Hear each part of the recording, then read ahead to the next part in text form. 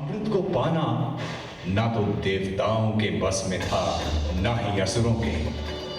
और तब महादेव ने दिखाया रास्ता और शुरू हुआ अमृत मंथन। कठिन परिश्रम के बाद समुद्र मंथन से सबसे पहले निकला विषैला विष। इस विष के प्रभाव को कोई नहीं झेल पाया और चारों ओर हाहाकार मच गया।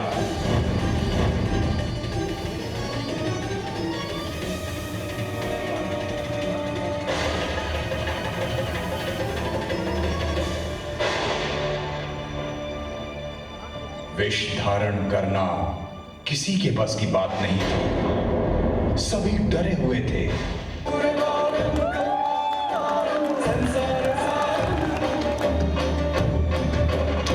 महादेव ने आकर समस्त सृष्टि की रक्षा की।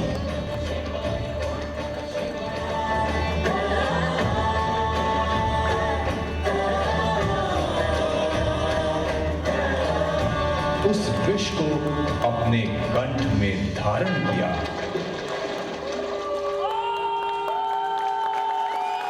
इस तरह कहलाए नीलकंठ, देवों के देव महादेव। डेफिनेटली मेरा कोई स्टेज बैकग्राउंड नहीं है।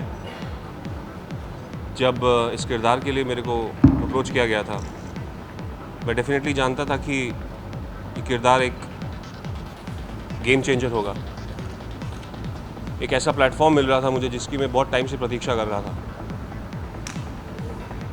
एक एक्टर के लिए सबसे बड़ी बात होती है एक भूमिका निभाना जिसमें बहुत सारी शेड्स हों। सो डेफिनेटली ये कैरेक्टर एक यूनिवर्सल कैरेक्टर था। किसी भी एज ग्रुप के मोहताज नहीं था। इसके लिए प्रिपरेशंस का जो भी काम है वो मेरे लिए जो स्टार नेटवर्क लाइक ओके की रिसर्च टीम थी उन्होंने बहुत आसान कर दिया था। एक बहुत थिन लाइन थी जो हमने डिसाइड किया था कि हम कभी क्रॉस नहीं करेंगे। हम एक इसको बहुत ह्यूमन अप्रोच देंगे, उनकी पर्सनल लाइफ के बारे में बताएंगे। जी डेफिनेटली मैं रियल लाइफ में शिव जी की तरह नहीं हूँ, बट मैं उनका एक बहुत बड़ा बिलीवर रहा हूँ। मैंने कभी सपने में भी नहीं सोचा था कि जो बच्चा महादेव की पूजा करता है वो एक दिन बड़ा होकर महादेव का किरदार निभाएगा। सो ये मेरे लिए बहुत ही सौभाग्य की बात है कि आज मैं महादेव का किरदार निभा रहा हूँ। जी तैयार होने में कम से कम 1 और 20 मिनट्स लगते हैं और गेटअप में से बाहर आने में अराउंड 25 to 30 मिनट्स।